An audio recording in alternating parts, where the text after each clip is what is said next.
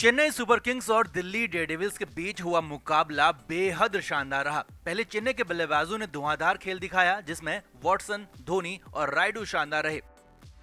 तो दिल्ली की तरफ से ऋषभ पंत और विजय शंकर ने दमदार पारियां खेली। 200 से ज्यादा रन बनाने के बाद भी एक वक्त चेन्नई की टीम पर हार का खतरा मंडराने लगा था। यही नहीं, प्रेशर इतना बढ़ गया था कि कैप्टन कूल धोनी ने भी आपा खो दिया था और डू प्लेसी को धोनी ने बहुत कुछ कह दिया। यह पूरा वाकया हुआ 17वें ओवर में, जब बल्लेबाजी कर रहे थे ऋषभ पंत।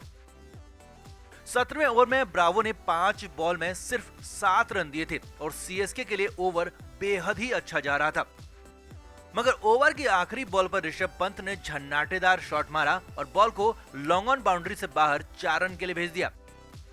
अब ऋषभ की बल्लेबाजी तो सीएसके और कप्तान धोनी को परेशान कर ही रही थी, लेकिन धोनी ने यहां पर देखा कि उन्होंने फाफ डू प्लेसी को जहां पर खड़ा किया था, डू प्लेसी वहां थे ही नहीं और काफी स्क्वायर खड़े थे। यानी डू प्लेसी लॉन्ग ऑन के बजाय मिड विकेट की तरफ जाकर खड़े हो गए थे।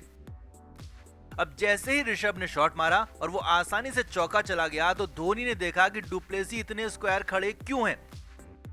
धोनी डू प्लेसी पर बेहद गुस्सा हुए। धोनी ने वहीं से इशारा करके डू प्लेसी को कहा कि आपको जब मैंने लॉन्ग ऑन पर खड़ा होने को कहा तो आप वहां से चले क्यों गए।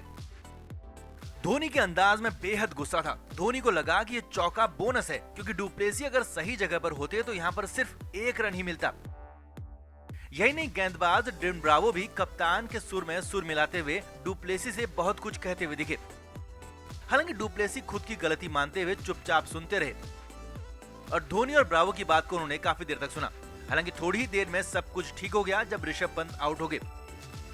लेकिन धोनी का ऐसा रूप पहली बार देखने को मिला जब मैदान में ही धोनी अपने साथी खिलाड़ी पर इस तरह से बिफर गए।